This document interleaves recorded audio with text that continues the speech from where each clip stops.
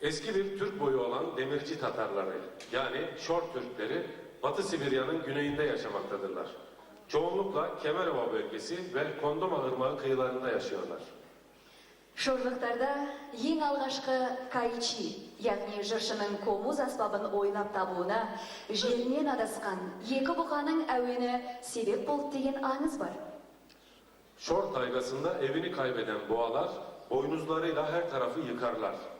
Onları gören bir avcı ağaç bir kovadan komuz çalgısını icat ederek onların hüzünlü sesini taklit etmeye çalışmış.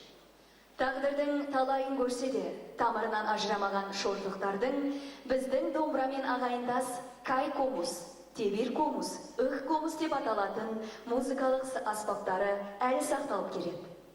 Tayga Jırı, sahnede Şorya'dan gelen Ot Ene grubu.